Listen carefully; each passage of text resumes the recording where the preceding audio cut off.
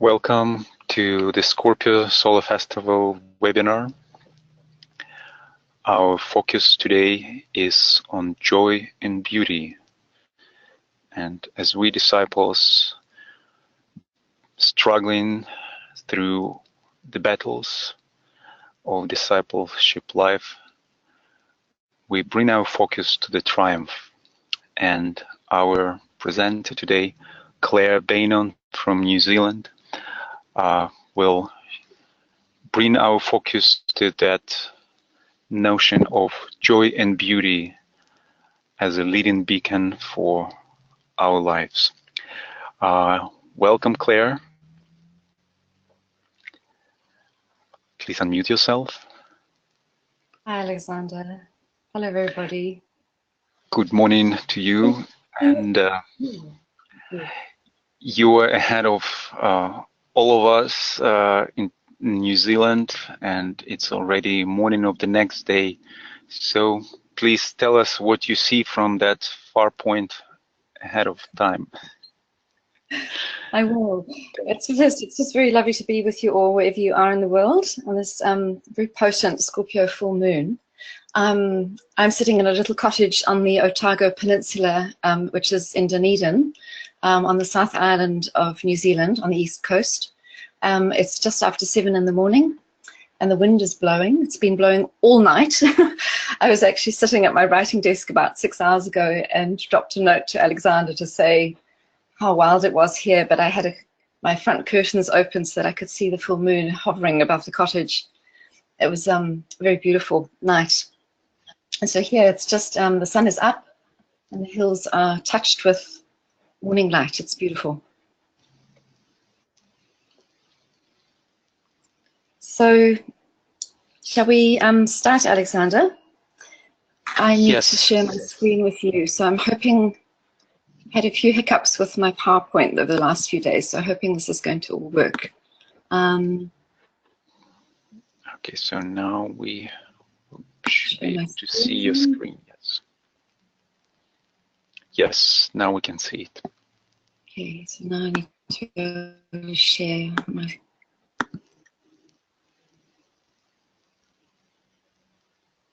Okay, so, sorry. There you go. Beautiful, we can see it, yes. So I can't disappear that little other, no, okay, we'll start. So I just, the title for today is Warrior I Am, from the battle I emerged triumphant. It's a huge topic, and I must, I came across this wonderful website while I was doing my reading in preparation for today, which has been put together by a man named Francis Merchant, whom some of you might know, but I'm sure we're all quite well acquainted with Hercules's Scorpio labor. But this is a very wonderful resource, and the link I think I put in one of the documents that's there for you to take away with you. He's included various contemporary interpretations of the labor, some of which were very linked in with some of the slightly unconventional themes I'm going to be approaching today. He also published the original version from DK with Alice Bailey's accompanying analysis, and I'll quote from both of these during this time this morning. So yeah, over the past few years, as our world crisis has deepened and accelerated and becoming increasingly Plutonic and Scorpionic, and at the same time Chironic, I think, in nature, I've been reading everything that I can find on 3 inherently Scorpio or Scorpionic topics. One of which is called is about the Heyoka. I'm not sure if you've heard of this term. It means sacred clown. It's an archetype. Then there's Chiron, of course, the wounded healer, and then another Lakota concept, Wetiko. So there's a very interesting relationship between these 3 concepts. Up until a few days ago, I thought today's webinar was going to focus primarily on beauty and joy, using poetry and art as a lens through which to consider Scorpio. But, as sometimes happens, things turn out somewhat differently when we sit down and begin to meditate and ponder what actually is wanting to maybe come through. So I'm hoping you won't mind. I trust that beauty, joy, and art and poetry will still come through very much in this storytelling of this today's webinar. That's come out with a slightly different shape to the one I'd originally planned. I think I should know better than to plan too much these days. Anyway, there's an opportunity very much here and an invitation to take a look, I think, at some of the themes of Scorpio from a slightly different angle. And this group is, after all, a safe place for us to bring our explorations and to explore both old territory and also some new material together. So I'm going to try and bring well, I'll just read this quote actually from my friend Marylinn Kelly, who lives in Pasadena in the States, because this was the subtitle of my talk. By virtue of our designation as humans, we possess the potential of being sources of light, not by the same scientific definition as burning suns, but also not that different. We are often estranged from our own miraculous properties, in the dark, so to speak, about who we are, what we bring, and how we might be catalysts for change. I'm including this image because it's a very startling image that was taken in Antarctica of this beam of light penetrating through a crack in the ice and going right the way down 80 feet below the ice to this point on the ocean floor. And if you look very closely, you can see just to the right of that shaft of light is a sea star. And I thought it beautifully epitomized this process of Scorpio, where we have to actually dig very, very deep in order to uncover the treasures that actually lie down there. They look like muck and murk, but in fact, if we go there and are courageous, we come back with something that is gold and something very luminous that we can return to the groups within which we live and move and have our being.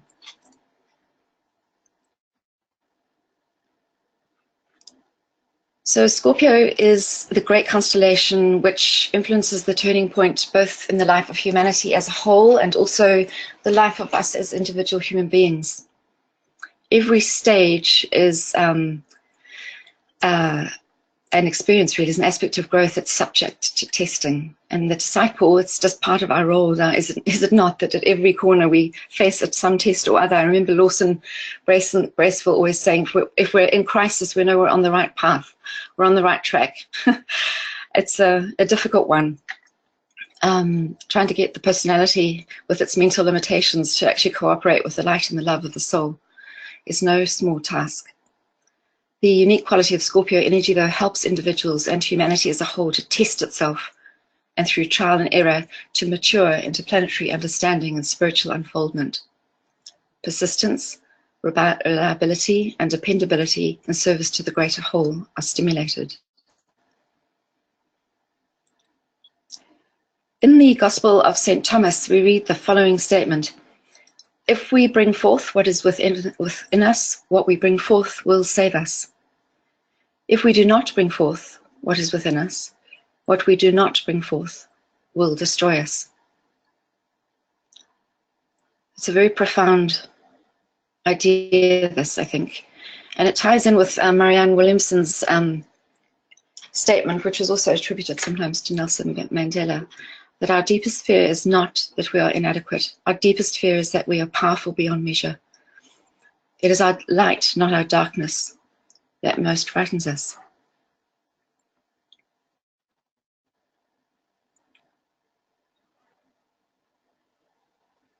So what would be possible in terms of world transformation if each of us was to engage consciously in our personal shadow work, as well as focusing on bringing forth our deepest gifts? I found it very helpful to think in terms of failings, instead of failings, to actually put an R in there and rename that word failings with all its conditioning and judgments to read frailings, because most of our so-called failings are as a result of some wound pattern or some vulnerability in us or some shadow area which has yet to be uncovered and explored and integrated. So today during our meditation, we'll just have a period of quiet during which we actually privately focus on what it is that might need our attention in both of these areas, well, actually an area of frailings, but also those parts of ourselves that perhaps we're reluctant to acknowledge or hesitant to bring forth, so that we can actually bring them to the light, and in turn, they will enable us to be more effective in our service to the greater good. It's about really applying self-compassion to those parts of ourselves that are not always easy to feel lovable towards.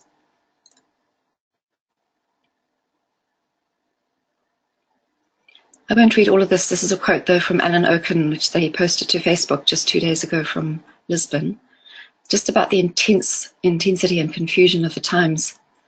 And what he was saying was, take not the passive route, but activate your love. We're saying really this is a great opportunity for us to stand in the light of solution, centered in the heart, where else to take refuge but the heart. So I did one of these word constellations with the word warrior. There's this wonderful website which you can create these word constellations, and it gives you either synonyms or it's like a thesaurus, actually, a word thesaurus. So you put the word warrior in and it comes up with this little constellation, which I think is rather lovely. And some of them come up with, many alternative words for the one that you're looking up.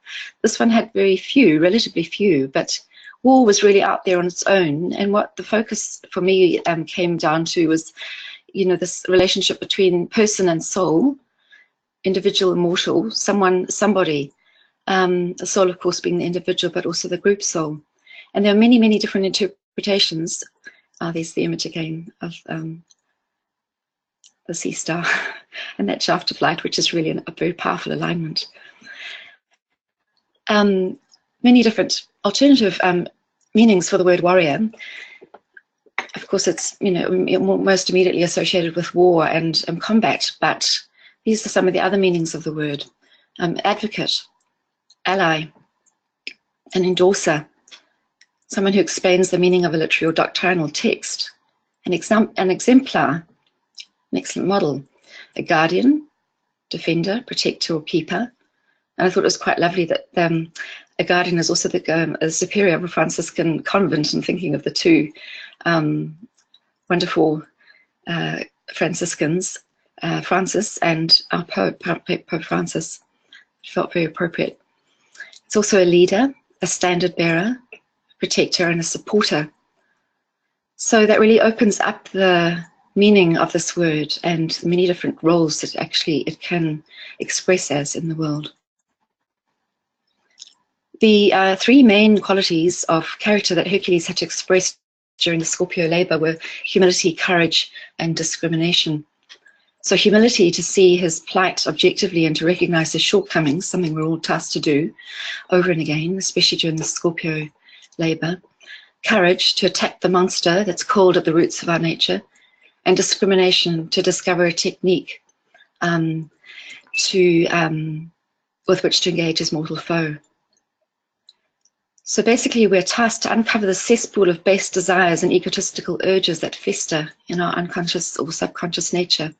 It's been the work of modern psychoanalysis, of course, but there's more to it, really. The individual needs to realize the monster lying hidden in that subterranean depth of consciousness is actually there as medicine for us, really, if we can be courageous and actually enter that space and engage with it. Hercules really invokes a brighter light than that of the analyzing mind. He seeks to raise problems to a higher dimension, not to stir endlessly in the slough of the subconscious down in the murk, endeavoring instead to see his dilemma in the light of that wisdom which we name the soul. He confronts it from a very new angle of vision, and by so doing, he breaks the hydra's grip and eventually subdues the beast. So this is a quote from Francis Merchant. I'd be interested to know if any of you have heard of his work. This image for me epitomizes really the journey from the lower stages of Scorpio, where we are in combat and our lower nature is full of distortion and crinkles and dents and not particularly lovely, but that through application and time and compassion and hard work, we come to a place of poise, or greater poise and integration, so that we actually get our oppositional aspects of our nature to drink from the same cup, realizing that each of them has something to teach the other.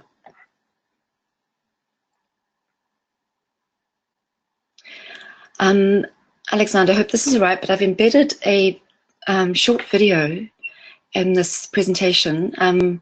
It's Joanna Macy talking about the Shambhala warriors.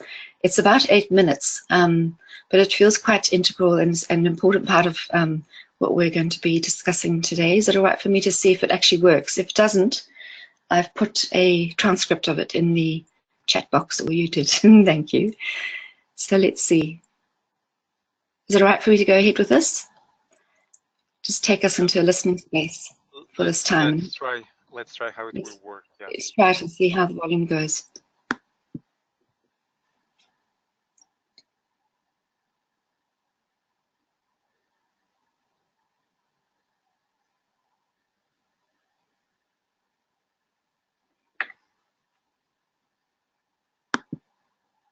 It might take a little while to load. There we go. My best friend, Dugucha Rinpoche, gave me this teaching. It's from the Kala Chakra Tantra, and it's about the emergence of the kingdom of Shambhala. And in this particular interpretation by my friend from Tashijong, the term arises Shambhala warriors. And it's obvious that's a metaphor for the bodhisattva. So as we're looking to how we be bodhisattvas, this has been a big help to me. Okay, I'll start. There comes a time when all life on earth is in danger. In this time, great powers have arisen, barbarian powers. And although they waste their wealth in preparations to annihilate each other, they have much in common.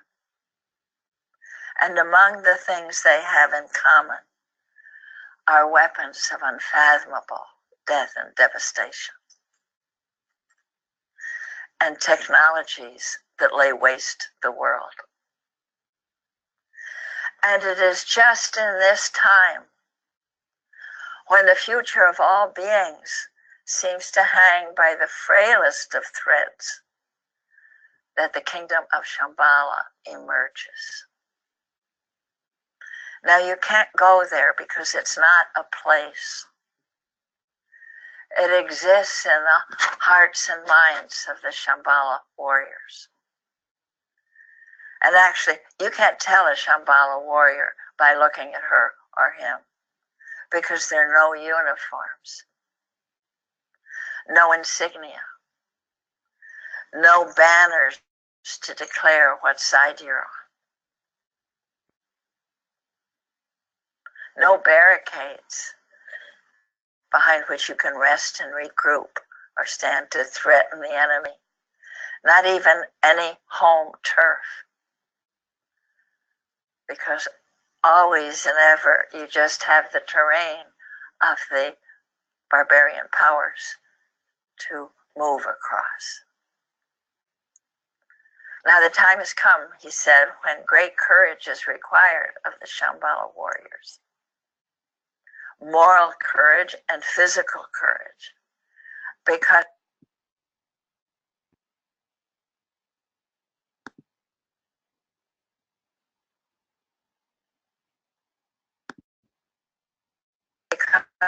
they're going to go into the very center of the barbarian powers to dismantle their weapons.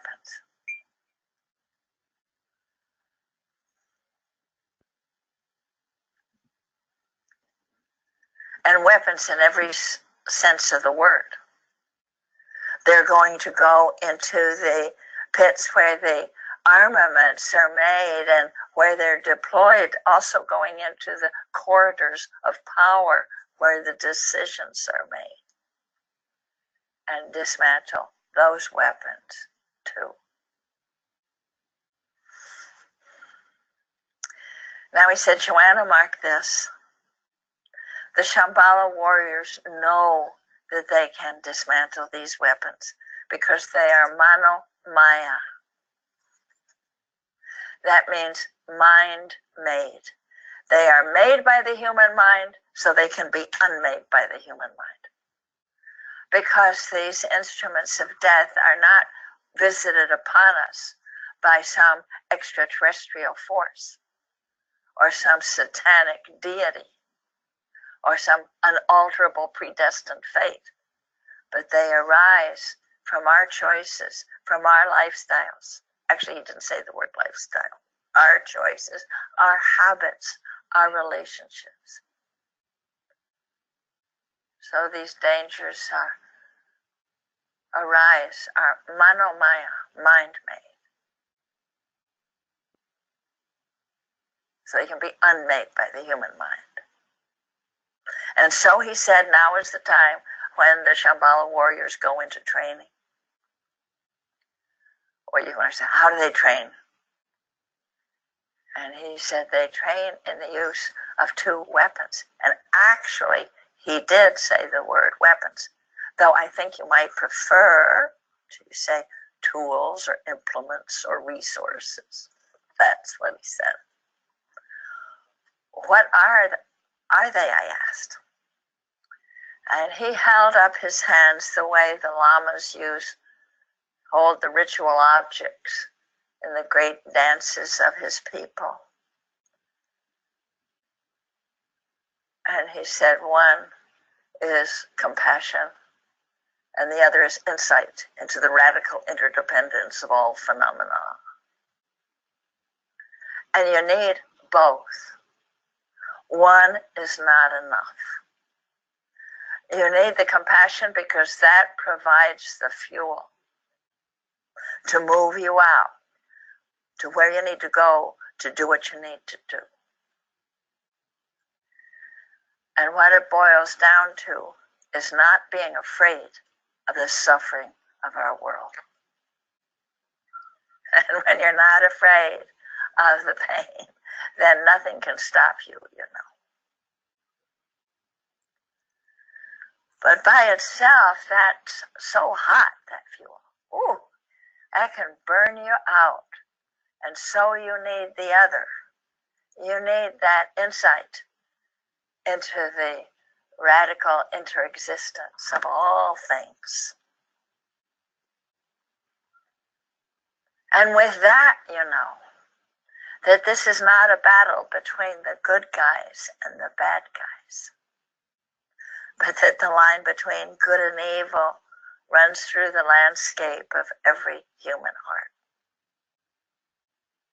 And that we are so interwoven in the web of existence that even the smallest act with clear intention has repercussions through the web that you can't begin to see, let alone measure.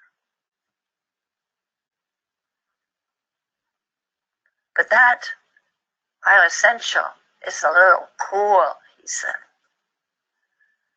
Little cool, feel a little abstract, and so you need the heat of the compassion.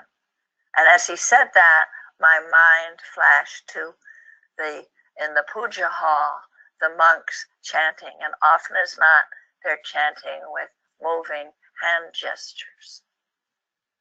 You've seen them probably in person or on film. And often as not, they're dancing the interplay between compassion and wisdom.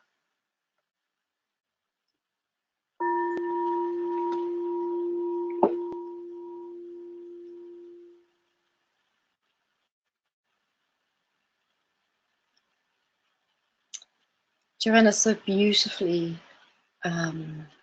expresses the themes of this full moon. I really love how she reminds us that the line between good and evil blazes a path through every human heart.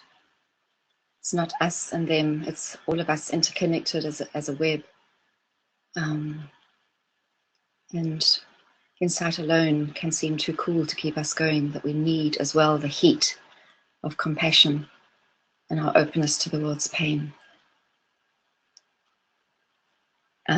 Never fails to move me, that fable that she told there. It brings me directly into two of these concepts that are very scorpionic, that may or may not be familiar to you. They are both Lakota or First Nation concepts. One is Wetiko and the other Heyoka, a warrior, an archetype. Heyoka translates to sacred clown. They're quite complex, and so we won't be able to go into it in too much depth, but again, there are links and articles that are posted in the handout section for you to go and explore afterwards. But it has much to do with Wetiko is considered as a kind of psychic virus whose effects have a wide range of expressions. We see them everywhere at play today, from reactive, addictive patterns on the one hand, to apathy and shadow denial, to abnegation of personal responsibility, and deep malay on the other. The North American Indians speak in terms of this virus as something that covertly operates through the unconscious blind spots in the human psyche. It renders people oblivious to their own shadow projections and behaviors and compels us to act out against our own best interests even.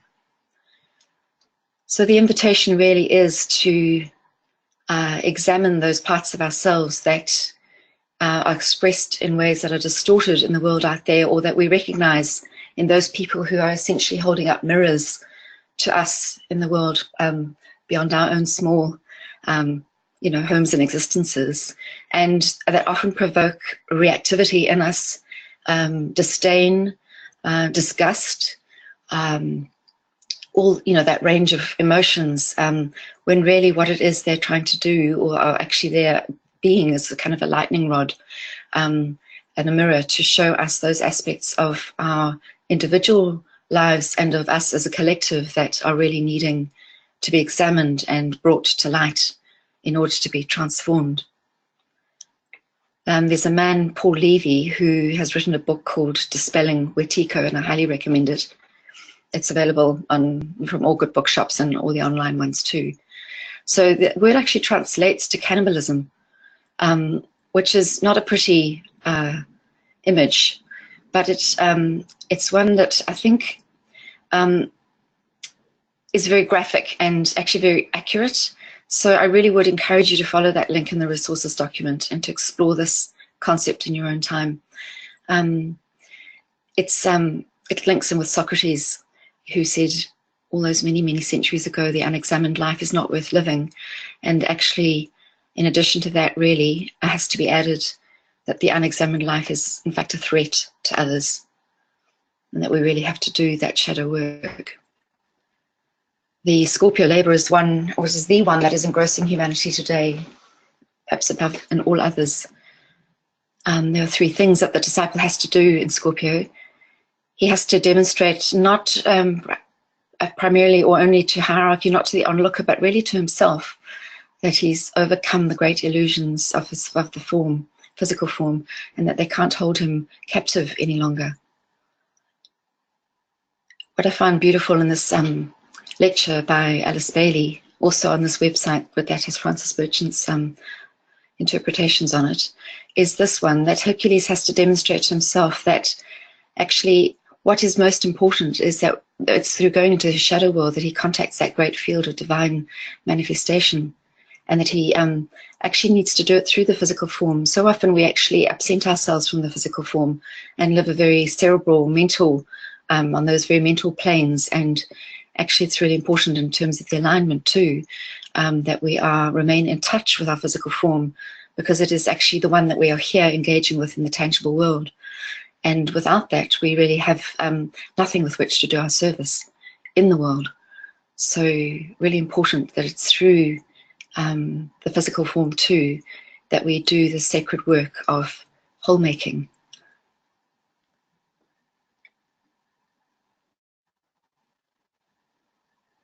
The second concept is the Heyoka, or the sacred clown. Also a provocative concept. The Heyoka presents us with this powerful opportunity to grow and heal and transform. They help with pattern recognition that leads again to the dismantling of behaviors that no longer serve us and that negatively impact those around us. It can be a painful process, of course, we all know this. However, the lessons that we learn when we do this work are most often very thorough, and the insights that come from them are long-lasting, and not actually only of benefit to us, but to all those we come into contact with. So I'll just read this. The Heyoka archetype seems to me to express many of the traits of Scorpio, and also of Chiron, who happened to have his 40th birthday on Friday. This sacred clown character is well worth exploring, I think, especially given the cast of unconventional leaders currently masquerading on the world stage. Trump and Putin, Kim, many, many others. So again, while we don't have time to go into it in great depth today, experience tells us that people we perceive as challenging or provocative tend to be teachers or mirrors of some kind. They very often illuminate aspects of our nature we might prefer not to have to take too close a look at. There's much that our collective soul is aching to see and to understand at this critical time. Heyoka figures pierce through our collective illusions and self-delusions in order to expose the truth, highlighting addictive and divisive patterns of behavior that still require healing and transmutation. And the comedians Trevor Noah and Russell Brand come to mind immediately. And dare I also say Donald Trump comes to mind. So while his controversial stance is neither funny nor entertaining, he is nevertheless playing an important role as a lightning rod for our collective, exposing aspects of our nature that we need to see if we are to pass safely through this initiatory gate. The mantram of Scorpio highlights the battle between the angel and the dweller. And the keynote, of course, as Alexander said during the introduction, is one of triumph, the victory that comes as a result of active engagement and ultimate surrender. In Esoteric Astrology on page 206, DK says, when these faults are realized and articulated, the result is twofold: the establishing of right relations with the soul and also with the personality. And I'm sorry, I can't see my full slide, so I'm hoping I'm reading this accurately. These two results are the goal of all the tests of Scorpio. And there's Lawson again, just saying, so long as we're in crisis, we can be sure we're on the right track. Again, from Esoteric Astrology, pages 207 and 8, these tests and trials, said DK, are ever self-initiated. The disciple puts himself into the positive or conditioning environment wherein the trials and the discipline are unavoidable and inevitable. When the mind has reached a relatively high stage of development, the memory aspect is evoked in a new and conscious manner, and then every latent predisposition, every racial and national instinct, every unconquered situation, and every controlling fault rises to the surface of our consciousness. And then the fight is on. The keynote of Scorpio is, however, triumph. There's a really excellent psychological analysis of the myth or the labor of Hercules, again in one of the handouts, where the author actually looks at the myth from a very contemporary point of view and directly relevant to the current themes of today emerging, which I would encourage you to read as well. I'm going to now draw on my dear daughter's storytelling and artworks. She painted these angels when she was 7 years old. And I came across, talking about excavation and digging, I was in my garage recently digging through old boxes of things I'm sorting through and, deciding what to keep, what to let go of, what belongs to the past and is no longer of value today. And I came across this book that she had written called There's a Monster Under My Bed. And it was so beautifully illustrated, and I thought, looking at this theme of Scorpio through a child's eyes, I found it very profound, because this is her again at the age of 7. She's now 32 and she's expecting her first child in January. She has a Scorpio moon, as do both my sons, which is really interesting. So it felt really appropriate to unearth this book at this time. So I photographed the images to share it with you.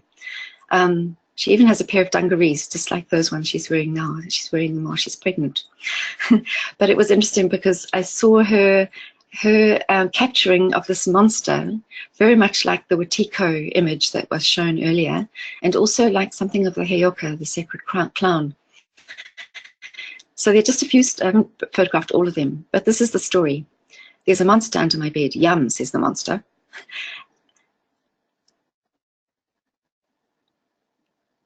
And it starts out, about 2 years ago when I was 5, I had a monster under my bed. And I love the detail of the monster with its little antennae bleeping, its kind of lightning flash mouth. It's got the stomach full of all sorts of interesting gurgly objects and creatures, everything from a slipper to a mouse or a rat, what looked like fireworks, a pair of sunglasses, all sorts of things, tools for the journey. He was extremely big and ugly. There he is with the Watiko virus, astoundingly alike, I thought. Every night, I had to be very careful. Of course, this is all metaphor, isn't it? Every night, I had to be very careful. I had to make a bridge to get to my bed. I knew he was there, but every time I looked, he hid or something. This is us and our avoidance tactics when it comes to facing the shadowy underbelly of ourselves. I love the stars and the curtains and the hot water bottle. She goes through a stage of actually seeking help from other members of her family, and none of them are actually able to tell her what to do. And the sort of penultimate image is this one, which is her saying, I had to get rid of him myself. And I found that really quite profound. She's quite a teacher, my young daughter. We do have to get rid of that ourselves. Nobody else can do the work for us. We have to do this ourselves. Art cannot change events, but it can change people. And certainly I find that through my daughter's gifts to me, through her artworks. She often changes my perspective on things and rattles my cages and takes me from images of what I'm familiar with to images that shake me up and encourage me to see things differently. So I was just thinking also while preparing this about this concept that the universe is expanding and wondering how might we expand to meet it. I was thinking about how when he was elected to office, Pope Francis chose very deliberately to live at a distance from the confines of the Vatican and the structures of the Vatican in order to live a life that felt for him more closely aligned with the community he was in service to, a place from which he could more ethically, authentically, and effectively serve the group. And it got me to thinking about my personal Vaticans, I call them, my personal Vaticans, those tenets and places and ideals and belief systems or people that I'm overly identified with. And during this rapid transition time of planetary awakening, I think we're all being invited into ever more radical self-inquiry. What am I being called to review or to relinquish so that I may more effectively walk the earth in the love, peace, and wisdom that Christ and the Buddha modeled for us? What in my life and service is inviting revisioning?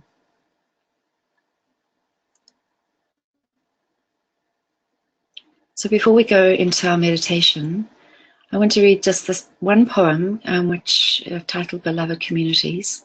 And it's one of mine that is from a sequence of paired poems titled He Said, She Said. It's a conversation between two people over distance. And this is the woman speaking to the man, or the feminine speaking to the masculine. In days gone by, people carried fire nests from hearth to hearth. A spark wrapped in grass, some slow-burning material, ignited by air, gentle breath, lungs the alchemist's bellows. Today we have matches, lighters. We forget the magic. the tenderness of embers passing from person to person and place to place.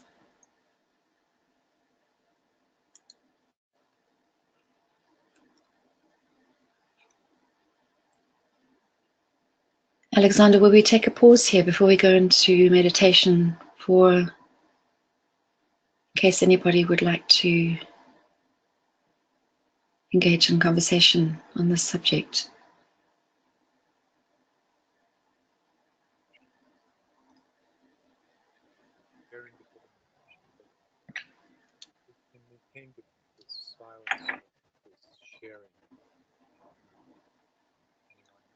I'm having difficulty hearing you, Alexander. Just a second.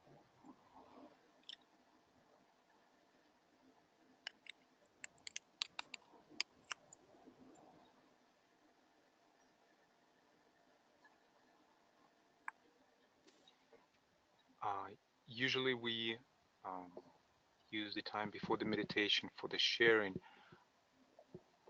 I suggest we now just maintain this pause, silence, and if anyone feels inspired to add to the focus of that we've been building up through your beautiful sharing, then we welcome that. Otherwise, after the pause, we can go into meditation and have some sharing after the meditation.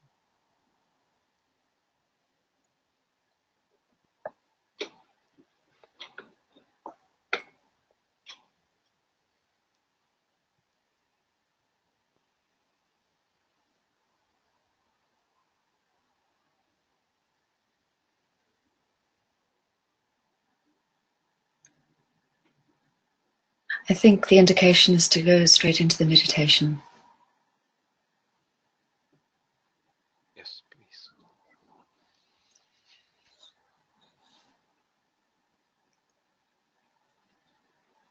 So let us close our eyes and settle into the group heart. This unified circle of lighted souls linking together in gratitude and quiet.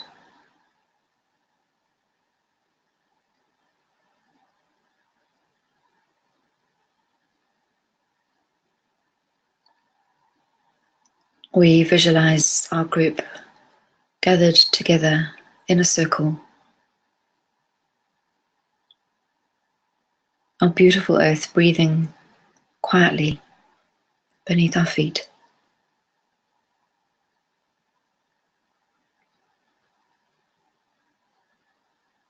And the heavens breathing quietly above.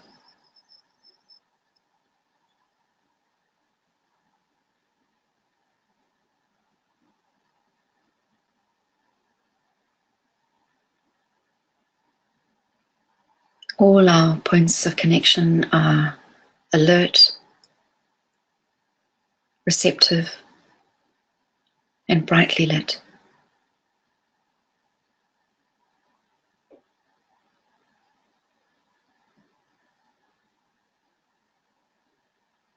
We rest in the awareness of our breath.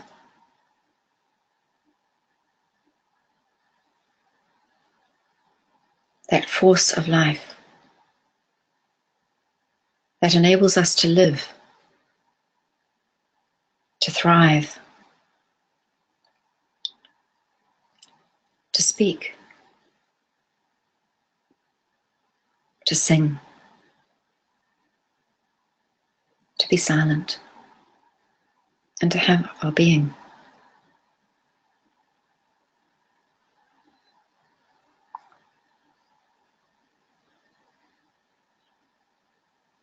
We breathe in our awareness of each other as individuals.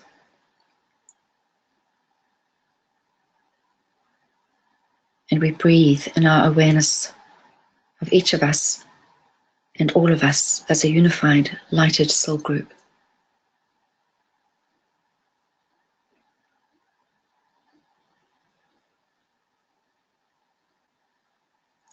radiance we are, and power.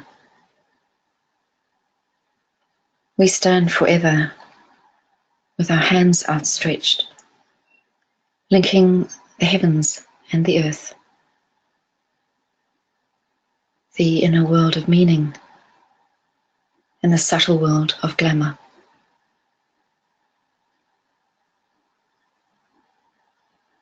We reach into the light and bring it down to meet the need.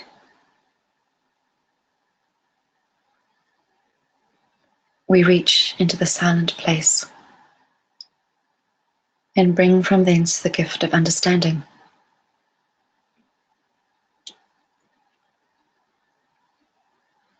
Thus, with the light we work and turn the darkness into day.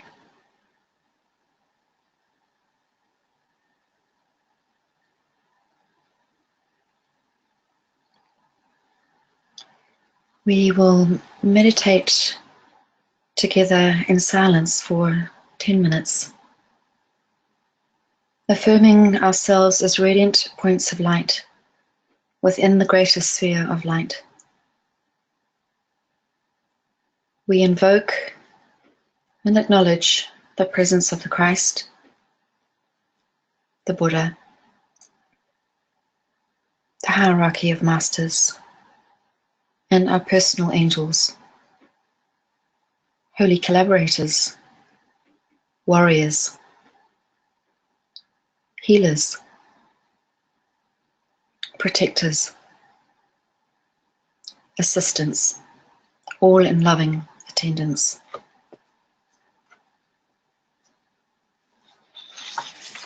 During this time, we'll ponder what's come up for us today, holding 2 questions while we share this quiet space together. The first is, what is vital and life-giving in me that I'm hesitant to express in my life or to bring forth into the life of the group?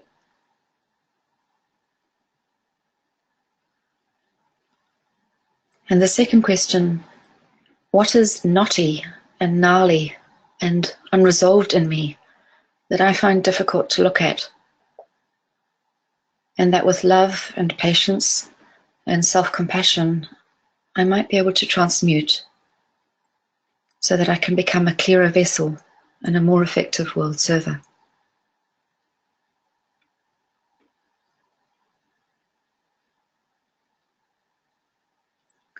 Alexander, can I ask you to be a timekeeper, please, because I don't have a watch and my phone's broken.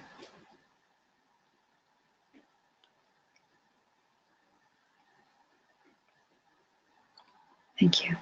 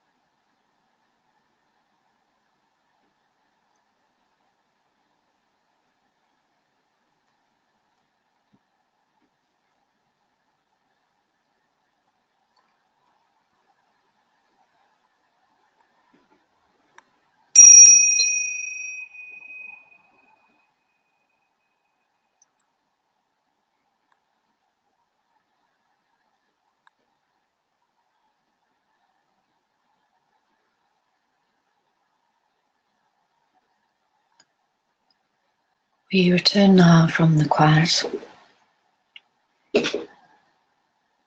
affirming as individuals and as a group that when we make light the dark within us, the whole world lightens.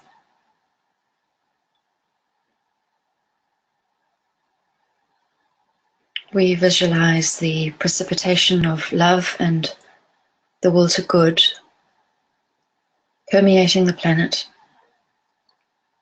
through the hearts, minds, bodies, thoughts, inspirations, and endeavors of the entire human family and through all the kingdoms.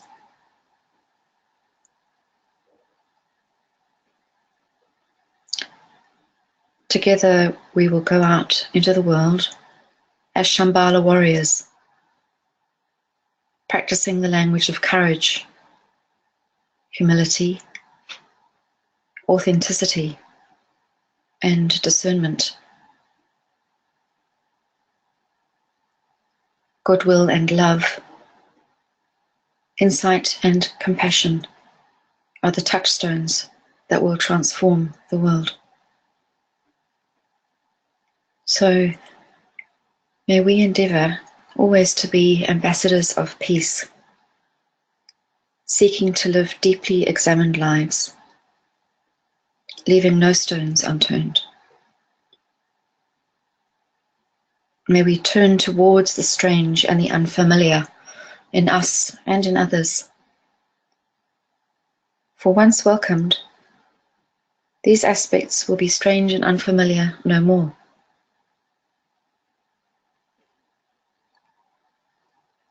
And may we identify and celebrate our gifts and bring them forth in joyful service to the greater good.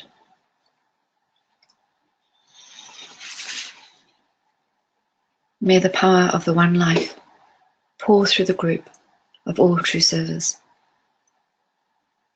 May the love of the one soul characterize the lives of all who seek to aid the great ones. May we fulfill our part in the one work through self-forgetfulness, harmlessness, and right speech.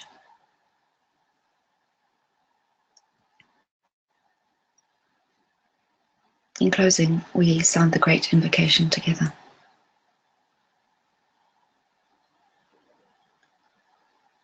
From the point of light within the mind of God, let light stream forth into the minds of men. Let light descend on earth. From the point of love within the heart of God, let love stream forth into the hearts of men. Let love descend on earth. May Christ return to earth. From the center where the will of God is known, let purpose guide the little wills of men,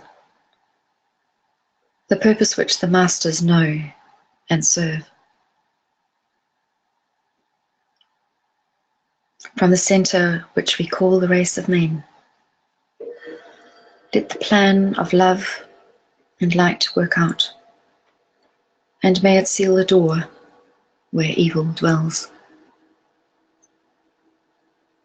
Let light and love and power restore the plan on earth.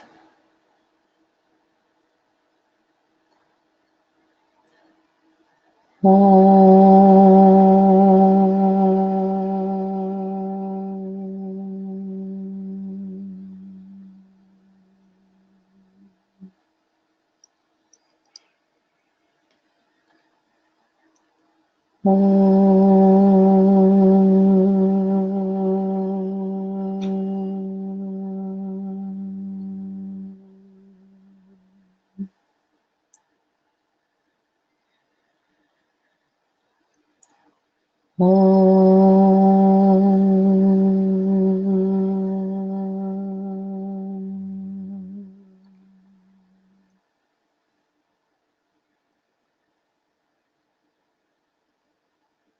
and help us to do our part.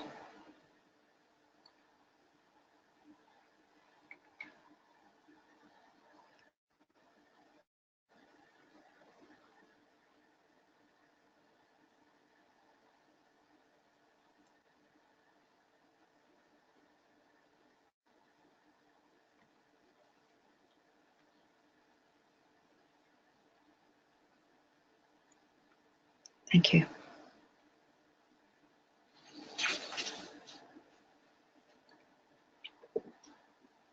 Thank you, Claire.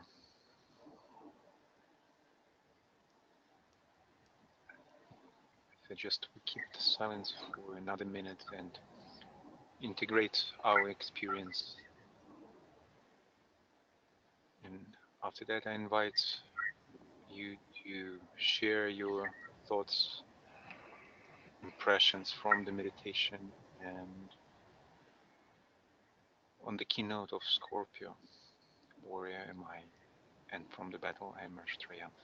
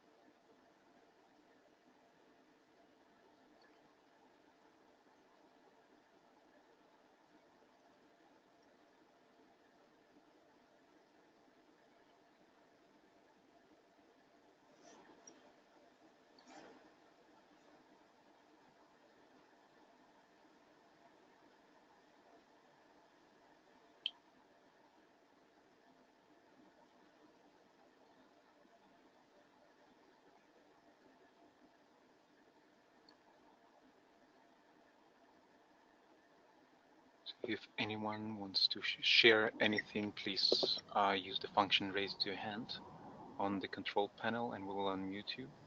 Also, you can write your questions or thoughts in the chat section of the control panel.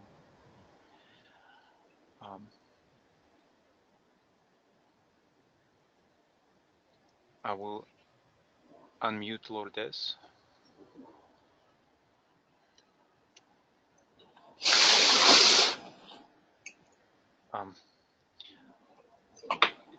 It was by the hand was raised by mistake, maybe.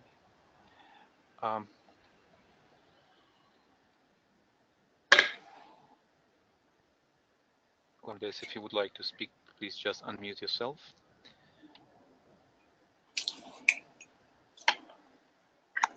Iris says, thank you, Claire, for this extremely beautiful and meaningful presentation. Much love to you and all. Thank you, Iris.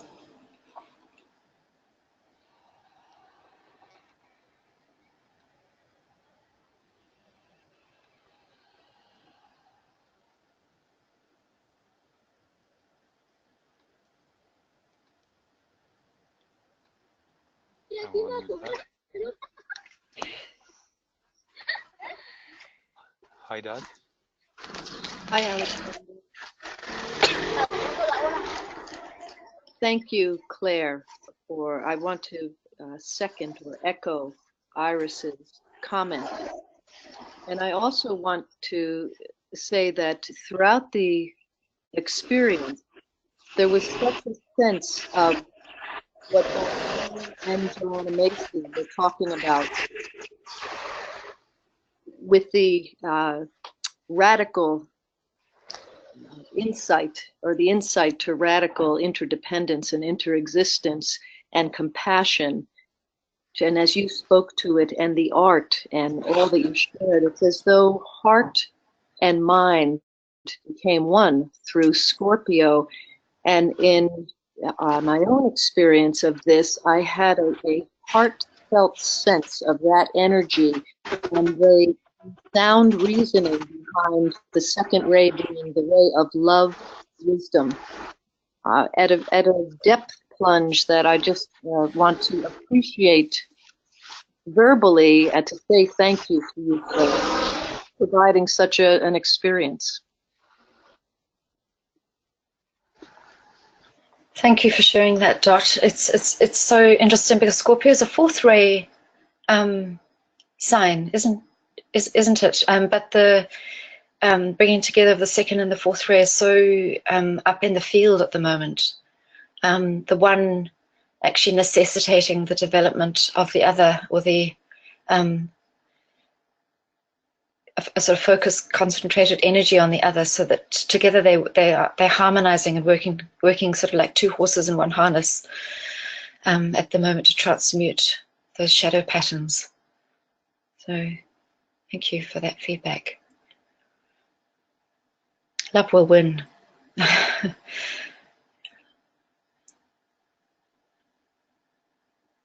will unmute Richard or Rebecca, who is on. Yes, hello, it's Rebecca again. Thank you so much, Claire and Alexander and everyone.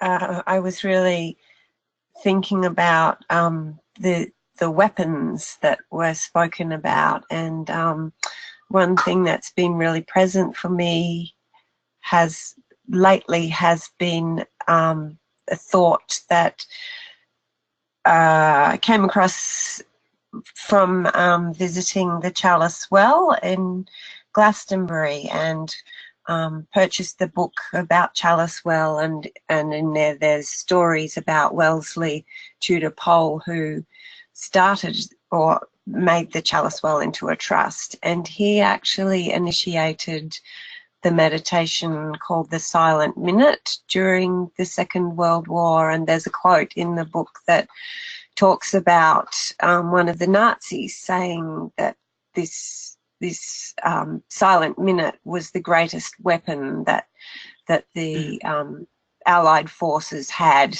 and it was at 9 o'clock each night that the whole population was invited and called upon to meditate on the forces of light, really. And I think I've sort of got this feeling like I wish we could all link up worldwide, because I feel like in all countries people want peace and people want the light, and there's this division that gets created, and like you said, you know, the line is within each one of us, and there isn't a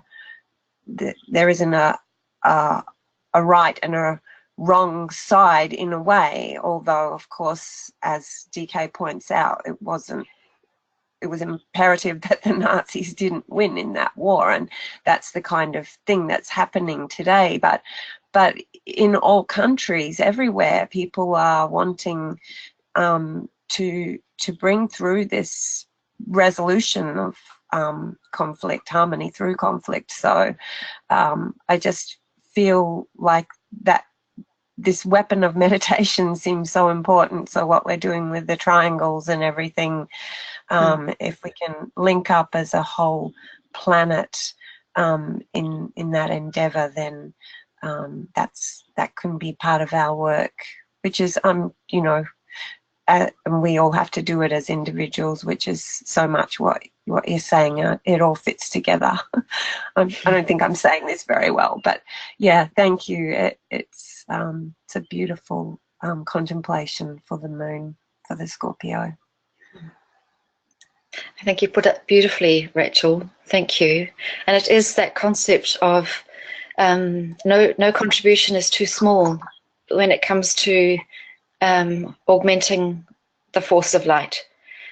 Any moment that we have available to us is there for us to actually engage with creatively and to reinforce the will to good. And there really is, you know, it's like there's often you have these fundraiser situations, and there's that purpose, you know, that little statement, no amount too small. And you know, people are actually able to do extraordinary things when the group comes together with their what may seem like a small contribution, but is actually deeply meaningful in terms of what it enables the whole to accomplish. So yeah, thank you for that feedback. Beautiful.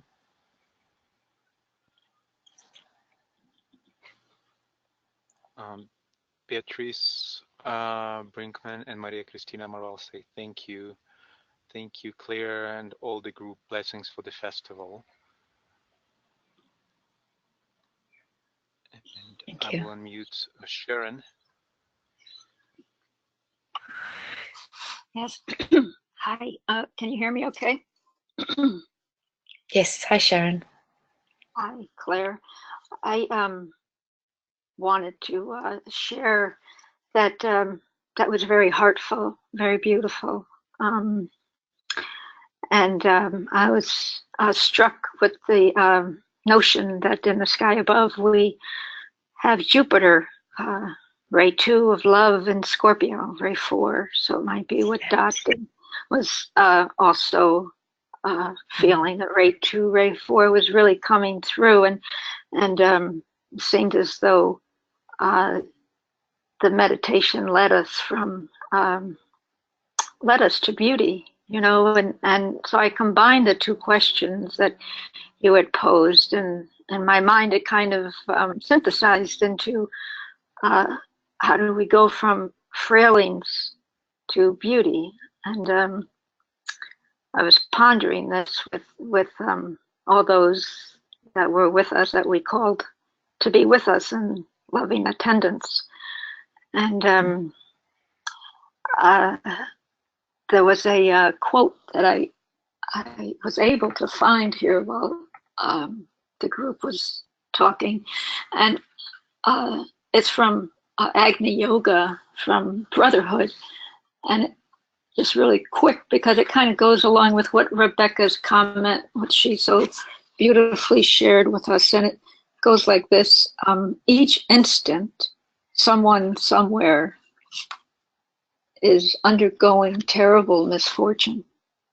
And let us not forget these perishing ones. Let us send them thoughts of help. Perhaps people do not realize that afflictions are forever taking place without end. In the Brotherhood they are known, and benevolent arrows are sent.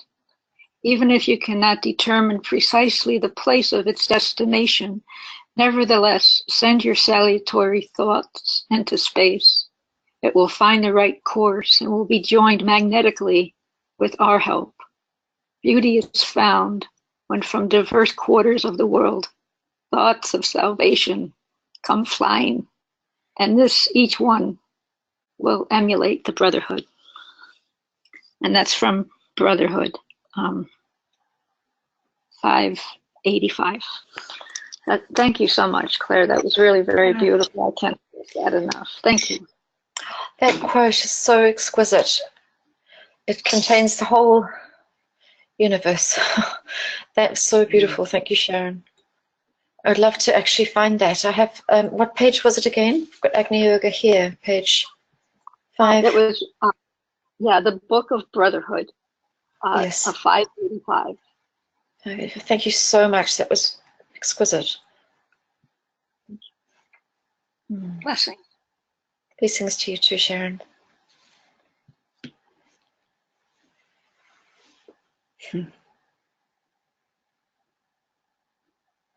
Hi, Claire.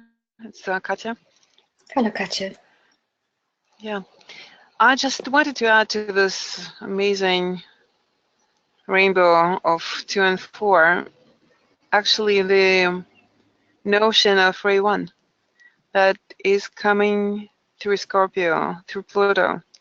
And it's a very powerful presence because, according to DK, it's the distribution of the first ray to disciples.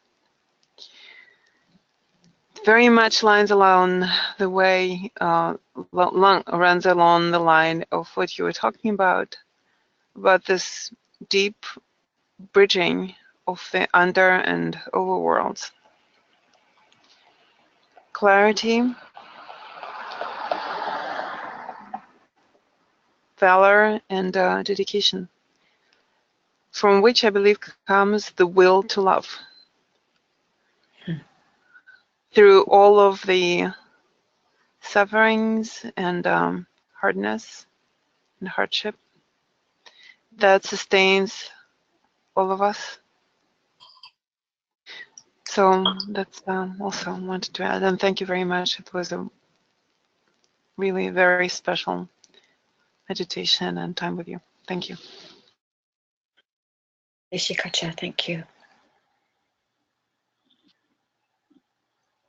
Yes, and I think Ray 1 is, as you say, a motivating force. It's often what actually, that's the will to action, isn't it?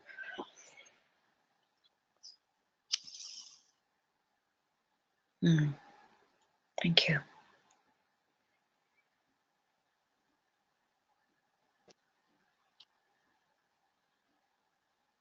Thank you very much, Claire. And the meditation this brought to me that quote that you shared a while ago from Rumi, smile into small stones, that came into response to the question about all the light and good that's within us. That's reminding of that light can come through every small stone on our path. So we just need to be carefully listening and open to remember who we are through the fogs of glamour and all the struggles that we are undergoing through. That no matter what, it's our experience of our soul going through this fiery world. Thank you. Thanks, Alexander. Yes, I've been thinking more and more about also trying to see that our shadow work is incredibly sacred work. It's holy work, and it's a mirror in a way with the sacredizing of our earth, of our planet. It's another iteration of the same process, and very sacred work. Absolutely. So thank you, smiling to small stones. There is one more sharing from Maria Caligari. I just posted it in the chat. Many, many thanks, Claire, for helping us to gird our hearts in the battle for transmutation.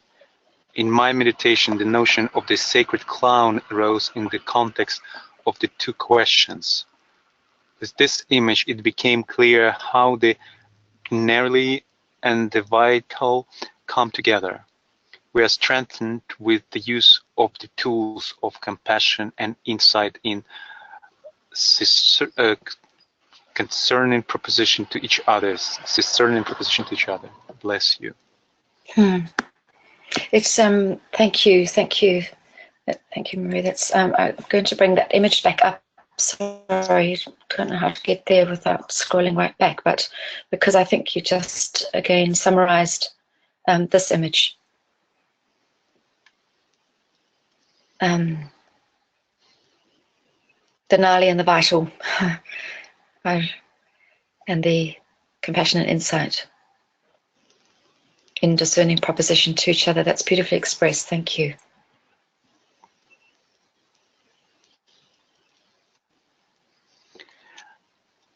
And another sharing comes from Jean Bates.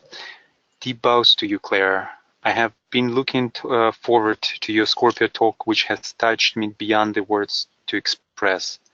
The words and images you gave us have been an enormous inspiration to gather the inner resources to move forward in this great endeavor. And this sharing is also in the chat box.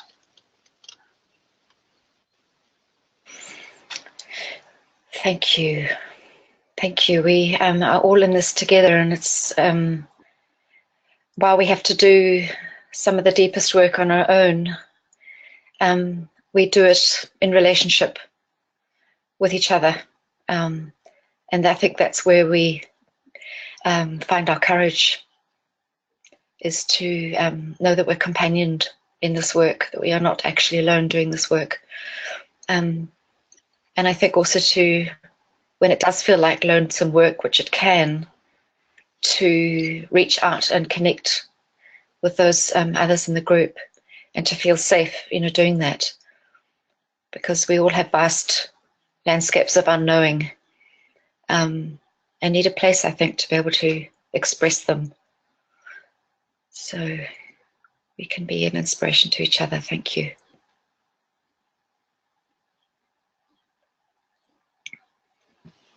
Thank you, everyone, for this collective experience of aligning with the energy of Scorpio, contributing our energy towards the work of advancement of humanity.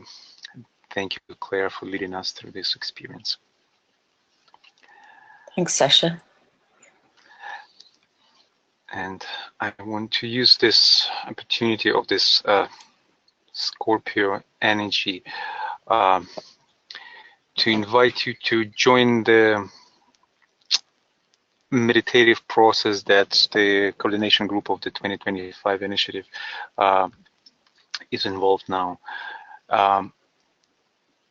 Every year around this time, we start our retreat, virtual retreat, when we meditate and share, preparing the work plan for the next year. And as we do that, we also analyze how the work of the 2025 initiative could be improved. And so we use this period of Scorpio energy to look into the depth of our work, our collective work, and we invite you to join this reflection on how we can improve our work. And we invite you to meditate on these questions that you see on the screen. What would make your experience with the 2025 initiative better? Consider aspects such as meditative work, the structure and content of our work in general, the format of the webinars, etc. What aspects of the initiative do you think could be improved upon? Is there anything you consider poses a challenge when it comes to the effectiveness and optimum outreach of the 2025 initiative in general? So please add these questions to your meditation, and whatever impressions you have, please share with us. And for that, there is a questionnaire form that you can find now on your screen, or it was included in our mailing announcing this webinar. It's also on our Facebook page. And please share your impressions before the coming new moon. So thank you. And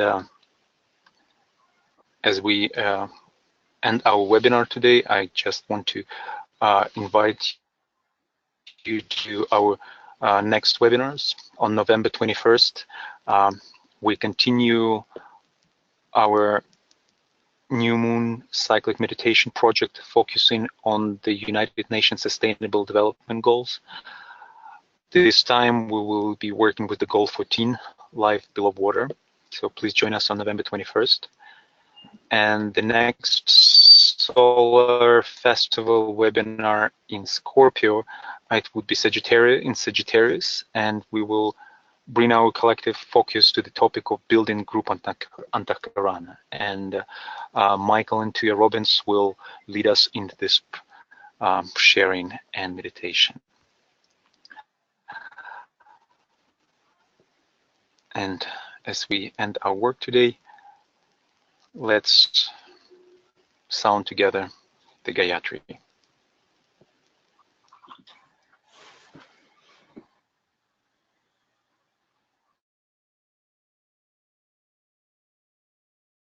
O thou who gives the sustenance to the universe, from whom all things proceed, to whom all things return, unveil to us the face of the true spiritual sun, hidden by a disk of golden light, that we may know the truth and do our whole duty as we journey to thy sacred feet.